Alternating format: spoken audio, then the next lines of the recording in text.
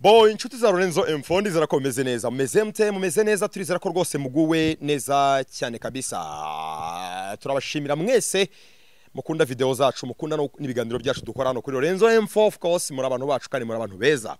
Niba utarakora subscribe ure biganiro byacu wibare nk'umuntu uri wicked kubera ko ibyo tubyita wickedness.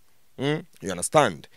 Yure biganiro by'abantu ntukore subscribe sige comment ntusige like ntugire ikintu na kimwe ukora like uburi wicked kubera ko ntabwo umumotiva abantu birya bakimara kugira ngo baguhe video umunsi ku wundi. Wowe rero urumwe muri twe turagushimira cyane kabisa. Komereza aho ngaho uri umuntu mwiza kandi uri umuntu wacu. Hari ibintu byinshi tugomba kuganiraho bigeranye n'amakipe mukunda hano, amakipe mukunda, transfer window n'ibindi byinshi. Amakuru ni menshi arapakiye. Iyi telefone yanjye irimo ibintu bitangaje cyane. Ntucikwe n'umunota numwe kuri iki kiganiro kuri iyi video ya Lorenzo Info. Voilà. Aha rero mubona dukoreye iyi video ni kuri Niyo Art Center, n'ahantu heza cyane mu by'ukuri abantu basura cyane baje kureba art works, ibikorwa by'ubugeni. Ariko noneho ikintu gikomeye cyane, bafite coffee shop nziza cyane usangamo ibyo kurya, coffee mu bwoko bwose, ikawa nziza, inkoko, ifi. Nabonye kuri menu mbona hari ibintu byinshi byiza, ababarista b'umwuga, abachef b'umwuga, kandi noneho nyine ku giciro cyiza utasanga ahandi. Ariko nyine nahantu hari class cyane. Urahabona rero, urahabona kabisa uburyo hameze neza. Urahinjira n'uyu muhanda rero uri Kacyiru, birumvikana uva kuri rond-point, birumvikana hano hafi na minu bumwe uva kuri rond-point, birumvikana ubugera kuri library, then ugahita wagera nyine urahita wabona nyine Niyo Art Center and Coffee Shop. Hari ibintu byose rero muhasura ubundi ibintu bigende neza cyane. Voilà. Hanyuma rero gahunda uko bimeze ebite. Hari gahunda dufite muri equipe ya Rayon Sport, hari muri equipe ya APR Football Club. Ariko mbere ko tubyinjiramo reka tubanze twabwira utuntu dutandukanye nyine, tuntu twagiye tuba muri weekend.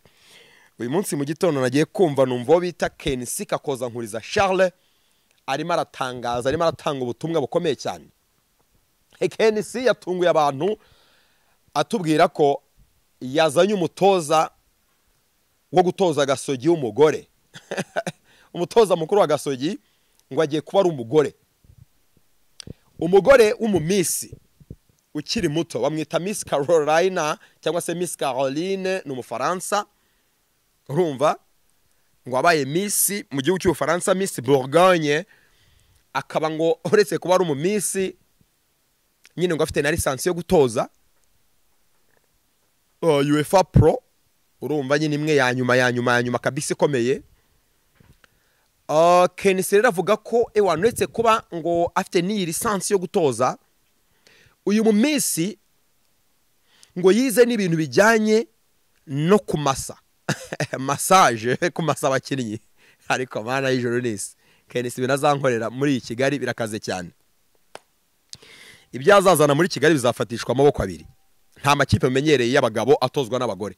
N'amakipe y'abagore akenshi usanga yisunga abatoza b'abagabo. Donc we amukuye mu gihugu cy'Ubufaransa ngo n'umutoza w'umuhanga cyane, ariko nyine ngo uzi no kumutiva abakinnyi, ngo azi kwita ku bakinnyi mu buzima bwo mu mutwe, kubategura mentalement. Ngaho uhuze ibyo bintu. Umutoza w'umupira w'amaguru ngo ushobora no kumasa abakinnyi none ngo akabategura no mu mutwe. N'abakinnyi ba Gasogi bazamukorera indoro zizavuga. Noneho Kenisi yongeyeho ngo aracyari muto kandi ni mwiza. Ngo aracyari muto kandi ni mwiza cyane. Ngo afite imyaka muri za 30 gutyo. Akaba ari mwiza cyane ngo akiri muto. Urimo natekereza icyo ndi gutekereza? Abahungu bitwa ba Idrissa. Ndimo ndatekereza ibintu bihambaye cyane. Kenisi yabitangaje mu gitondo mu kiganiro cyo kuri TV1, kuri Radio 1 cyitwa Rirarashe. Yabitangaje mu gitondo, ndimo niyumvira kabisa. Narimo nitegura kujya mu rubuga rw'imikino kare rwose mu masaa 12 mu masaa moya gutya aho ngaho.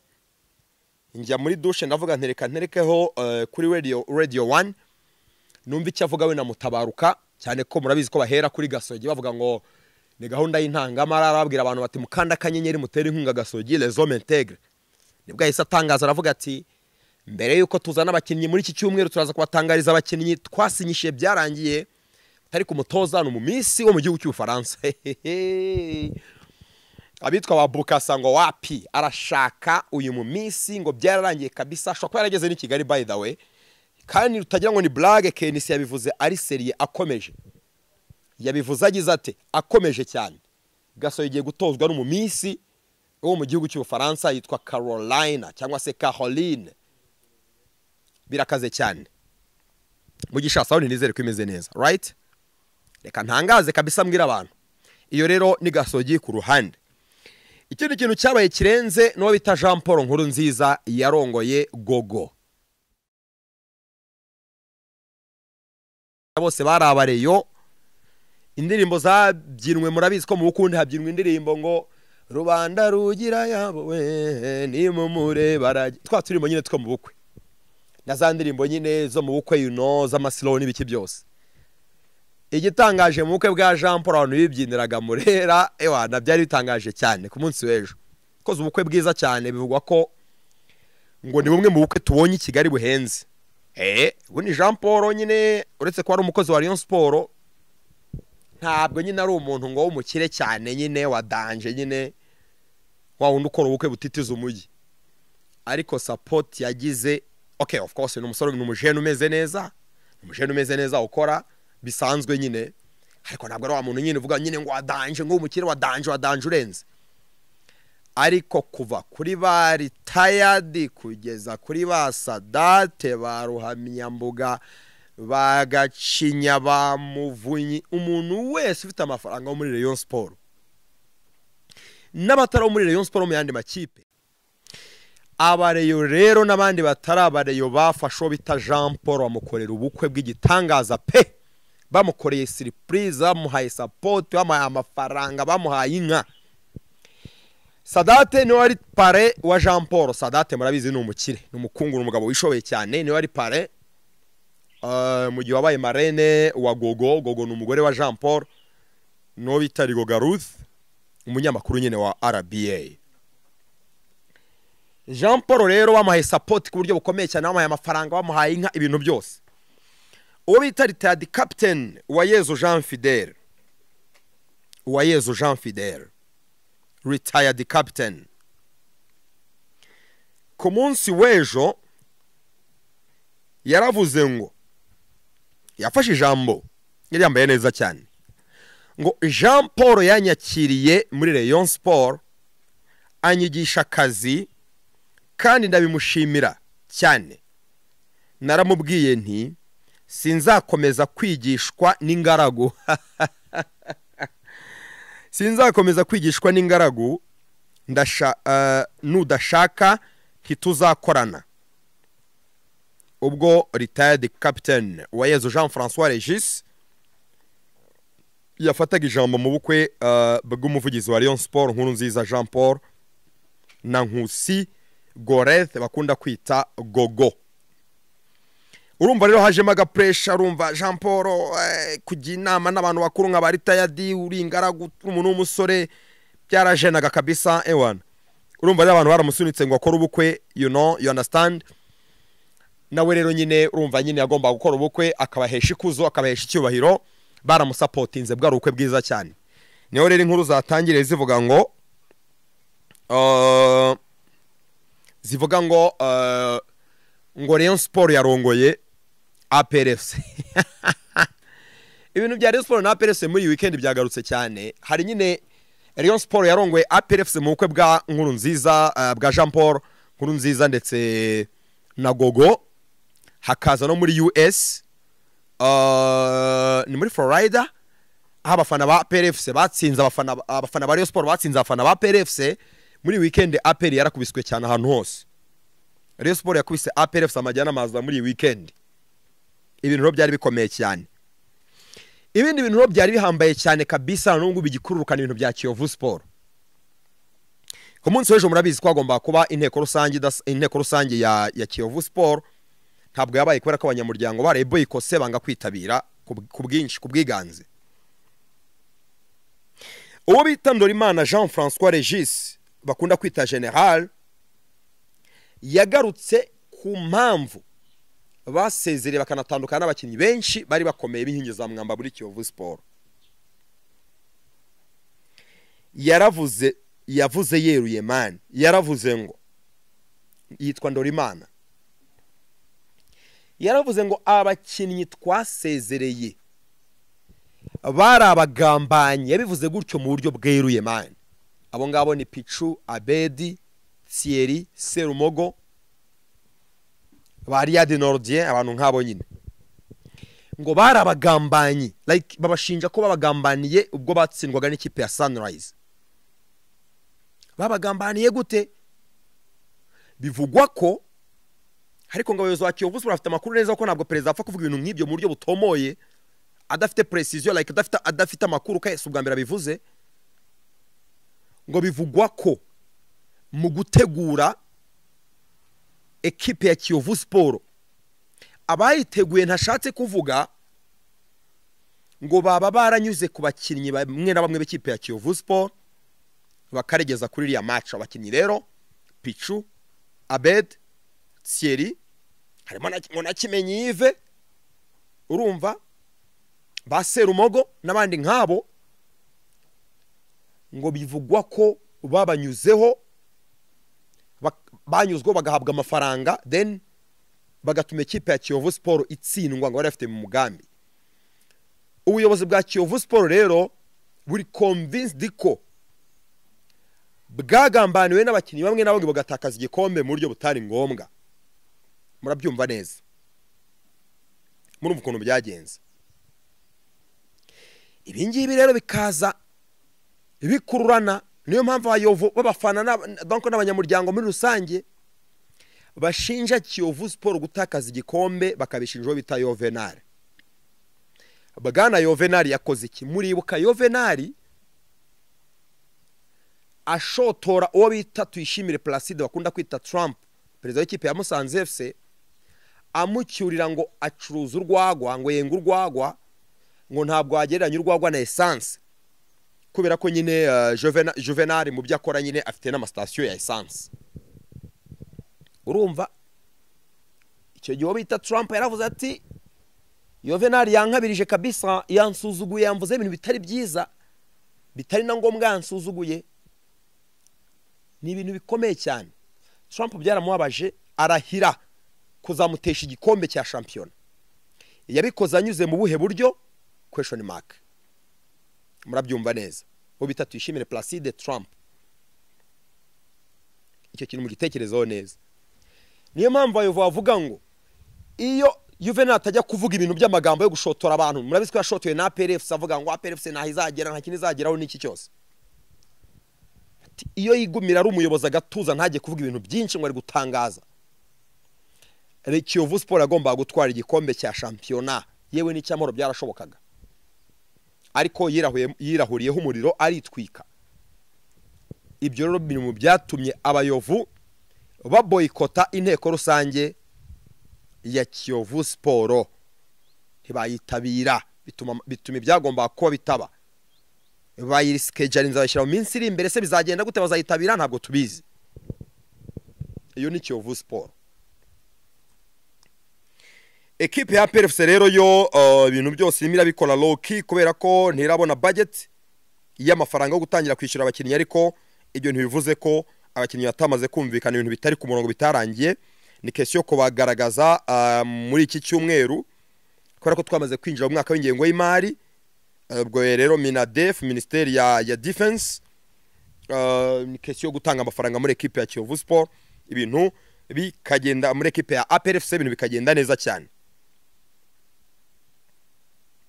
Urumva, iyo na ekipe ya APRFC nta kintu kindi kirimo cyo kuvuga gihambaye, uretse amakuru yavugaga ko APRFC yaba yagerageje guhijackinga deal ya Rayon Sport ikabatera agapapu kuri Pichu, ariko amakuru avuga ko nanone ari abarundi barimo kwitangariza amakuru bakagenda bahereza abantu kugira ngo base n'aba blackmailinga cyangwa se n'abakora chantage kugira ngo ekipe ya Rayon Sport yibaha amafaranga, barimo guyisaba miliyoni 40 z'amafaranga y'u Rwanda kuri buri umwe, miliyoni 80 kuri bombi, yaba Pichu ndetse na Bigirimana Bedi. Ibyo ngibyo entre les guillemets ntabwo turi bigarukeho cyane ngo tubitindeho. Ekipe yo bwa Rayon Sport ikintu irambirijeho muri iyi minsi gikomeye ni transfer ya Kevin Muhire niyo witwa hanyuma rero andi makuru yihutirwa afite yerekeranye n'ikipe ya APR Football Club nuko uwigeze gutora APR Football Club wagombaga no kwibera directeur technique. Uyu nguyu yitwa Lyubko Petrovic Lyubomir cyangwa se nyine Dr Petrovic. Nyuma yaho twabwiye ko minsi ishize yakoze impanuka akayikorera mu gihugu cya Serbia i Belgrade. Amakuru ava hari yaravuga ko uyu mugabo yagiye muri koma ndetse ubuzima bwe buri mu kaga gakomeye. Hari umunyamakuru witwa Metodi Shumanov, akaba ari umunyamakuru wo mu gihugu cya Bulgaria, yitwa Metodi Shumanov. Uyu munyamakuru umunyabulgaria niwe wakoze iyi nkuru. Bulgaria ni hafi ya Serbia. Aravuga ngo yavuze ngo uwatwaranye igikombe ari umutoza akagitwarana na Crvena Zvezda atwara UEFA Champions League yo hambere, Lyubko Petrovic, ari muri critical condition, donc muri coma. Yes, yabisobanuye neza. Nyuma yo gukora impanuka y'imodoka mu mujyi wa Belgrade. Petrovic amaze igihe atoza ekipe, donc yaheruka gutoza ekipe ya Levski Sofia yo mu gihugu cya Bulgaria, ndetse n'ikipe ya Yategetse ndetse n'ikipe ya CSKA Sofia. Aya makipe yose yo muri Bulgaria yarayatoje, niyo yaherukaga gutoza muri kariyeri ye nyine ihambaye cyane. Aya ni amakuru arimo aravugwa i Burayi hose ko uyu mutoza ari muri koma. Baravuga bati noneho Imana imufashe. Dr Petrovic Imana imufashe, kuko ntabwo nshaka kuvuga izi nkuru nk'inkuru ziri guca igikuba kubera ko ntabwo nshaka kura abantu imitima, ariko amakuru ya nyayo mfite ntabwo rwose ari inkuru nziza kuri uyu mugabo. Bishobora kutarangira neza. Akazi rero yagomba gufasha ekipe ya APR Football Club ntabwo azagakora. Na makuru mabi cyane kuri ekipe ya APR Football Club ndetse no ku banyamupira n'abamumenye atoza ekipe ya APR Football Club. Numukambwe ugeze mu zabukuru y'imyaka 76, arakuze cyane. Biteye agahinda no kumva ko uyu mugabo nyuma yo gukora impanuka yari muri condition mbi cyane, noneho uyu munsi yabuze conscious, yagiye muri coma. Iyo umuntu ari muri coma abashobora gukira akagaruka mu buzima, ariko practically ntabwo aburimo. Haba hari na possibility yuko atabugarukamo. Mu muzirikane no mu isengesho kugira ngo yongere agaruke mu buzima, abe muzima, abeho, kubera ko donc ibyarimo gucamo biragoye cyane. Ekipe ya APR Football Club yo rero itegereje abatoza, itegereje uwo bita Miodrag Radorovic, umunya donc mu Montenegro, wo mu gihugu cya Montenegro, ugomba kuza gutoza ikipe ya APR Football Club. Agomba gutangira akazi muri iki cyumweru turimo. Yagomba kuba yageze i Kigali uyu munsi. Nagerageje kuneka mu bantu basanzwe bampa amakuru banze kugira icyo bambwira. APR FC yabigize ubwiru. Ubu ngubu rero ntabwo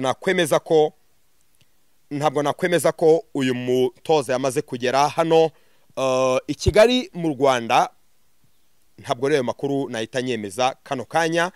Ubwo uko amakuru agenda aba official ndaza kugenda nyababwira, ariko ikiriho nuko abatoza bagomba gutangira akazi kabo muri iki cyumweru turimo, igatangira pre-season yabo, kubera ko nabo baritegura nyine umukino wa Super Coupe bagomba gukina n'ikipe ya Rayon Sport mu ntangiriro z'ukwezi kwa munani. Murumva ko na makuru aremereye cyane muri ekipe ya APR Football Club. ibintu rwose birakomeye cyane.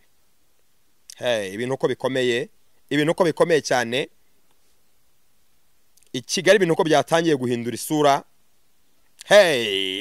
Amakuru ni menshi, amakuru ni menshi cyane. Muri Ferwafa nagiye kubona mbona mu gitondo abantu barimo baratangaza amakuru kuri Twitter bavuga ngo nyabuneka nimugerageze